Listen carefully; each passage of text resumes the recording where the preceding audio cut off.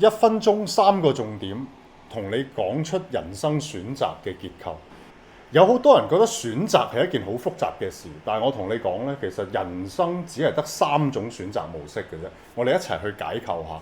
第一種叫做乜嘢選擇模式啊？第一種選擇模式係自身利益出發。嗱，講得好聽啲，咁有人一聽已經知道，呢個係咪真係自私呢？嗱，自身利益出發就係好簡單，我哋自身嘅利益係基於損害別人嘅利益，所以一般人將呢樣嘢形容為自私。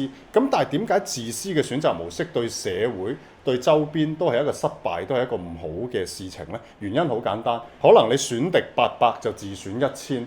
最後發生咩事啊？成個社會係負咗200蚊嘅。可能你令到人哋損失1000蚊，但係你自己只係得到800蚊。衰啲講句，你係多咗800蚊，但係實際上你令到成個社會損失咗200蚊。自私係唔建議，亦都唔係一個好嘅選擇模式。但係反翻轉，有一啲叫做以他人利益為出發，就係我講嘅第二種選擇模式。以他人利益為出發嘅選擇模式，係咪就好偉大呢？又未必嘅喎。呢個有啲人叫犧牲啦。咁但係我成日聽到好多長輩啊，甚至係嗰啲即係都會講呢樣嘢嘅。我當年就係因為要照顧你啊，生咗你之後呢，我自己個夢想係彈鋼琴，但係我都冇再去演奏級，再去練習，再去做呢件事啦。咁所以啲小朋友聽完之後呢，好老實，到佢長大咗之後，佢成日會覺得媽咪當年因為照顧我，所以自己冇去繼續練習鋼琴。咁成為咗一個枷鎖，甚至係小朋友一世嘅陰影，就係咁我要練鋼琴啦，彌補翻媽咪當年嘅一啲所謂嘅不足啦。咁呢個叫做以他人利益為出發，但係說到底，究竟係咪另外一種自私呢？好難講，亦都係同自私嘅第一種選擇模式係一模一樣，因為成個社會嘅共同價值、總共價值係會少咗嘅。可能你媽咪損失咗1000蚊，但係換嚟幫個小朋友多咗600蚊，呢個世界都係損失咗400蚊。咁而真真正正令到社會能夠推動同埋發展係邊種選擇模式呢？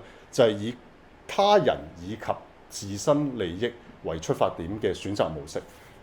聽落就好似好複雜，簡單理解就係1+1係要大過2嘅。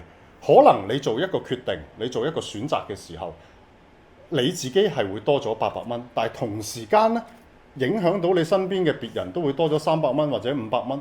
嗱，好多有呢種選擇模式嘅。例如我哋一齊讀書啊，我係讀書叻啲嘅，我同學可能喺數學方面比我稍為差少少嘅，然之後我去幫佢補習，我做咗一個咁嘅決定。我幫佢補習嘅時候，原來我自己嘅數學會再叻咗啲嘅喎，因為我識教人咯，已經再提升咗一個 level。但係我呢個數學差啲嘅朋友，佢數學嘅分數因為我嘅出現，佢又高咗喎。咁呢件事係咪就係一個個人以及他人利益共同嘅出發點？